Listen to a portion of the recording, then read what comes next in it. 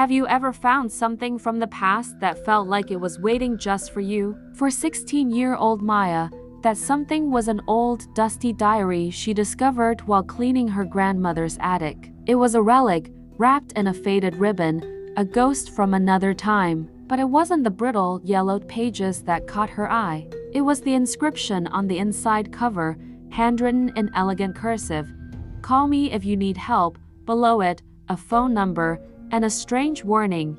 "Do not call after midnight." Maya laughed. It had to be some old secret crush, a forgotten teenage romance. She tucked the diary away, the strange message just a curious footnote in her day. She had no idea that this discovery wasn't an accident. It was an invitation.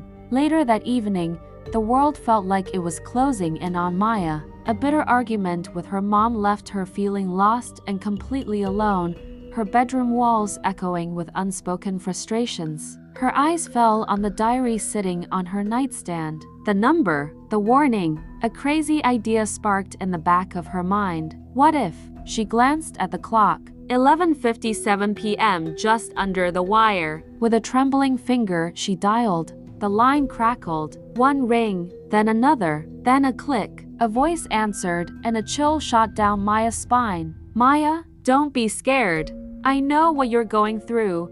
Maya froze, phone pressed hard against her ear. The voice, it was hers, the exact same tone, the same slight lisp she tried to hide, the same way she'd paused before speaking. This voice knew things no one else could. It recounted a secret she'd never told a soul, a memory from her childhood she thought was hers alone. "I'm you," the voice said, calm and reassuring. "From the future. I just want to help you." Maya's fear slowly began to melt away, replaced by a bewildering sense of comfort. That first call was just the beginning.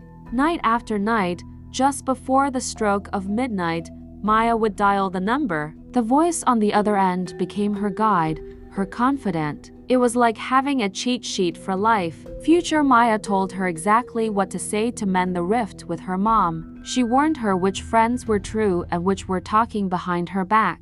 The advice was flawless. Her life transformed. She navigated the social minefield of high school with newfound confidence. The voice even predicted small, uncanny things like the fire alarm that blared during third period, giving everyone a surprise break. For the first time, Maya felt in control, safe. But every call ended with the same cryptic promise, a phrase that was starting to sound less like a comfort and more like a contract. "Remember," the voice would say softly, "one day, you'll help me too." Maya always agreed, eager to repay the kindness. She never stopped to ask what that help would entail. Then, one night, everything changed. The connection was different. The usually clear line was filled with static, a faint, rhythmic breathing humming beneath the voice. "Listen carefully," future Maya began, her tone urgent and strained. "Someone is watching you tonight." As if on cue, the lamp on Maya's desk flickered and died, plunging the room into near darkness. She heard it then, the distinct sound of footsteps creaking in the hallway just outside her door. Her heart hammered against her ribs. She held her breath, listening. Silence. There was no one there. "Don't look in the mirror," the voice on the phone whispered, a thread of panic woven into the words. But it was too late. Her eyes darted to the full-length mirror on her closet door. Her own reflection stared back, but it wasn't right. This version of her was older,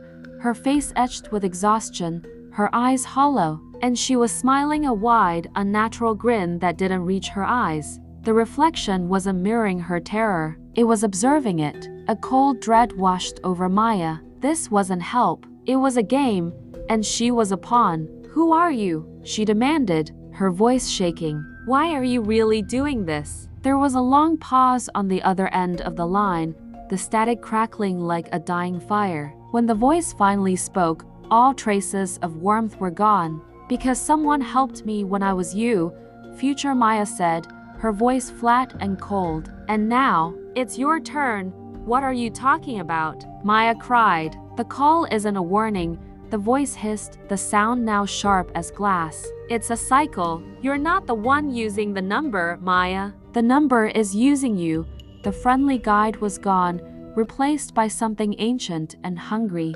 This wasn't her future self calling to offer comfort. It was a predator, luring her into a trap she had willingly walked into night after night. Panic seized her. Maya tried to end the call, jamming her finger onto the screen, but the phone was unresponsive. The call wouldn't disconnect. The screen flickered wildly, the face of a distorted clock spinning backwards. The voice was no longer on the phone. It was in the room with her, a chilling whisper right behind her ear. "I need your life now," it breathed. "I've waited long enough."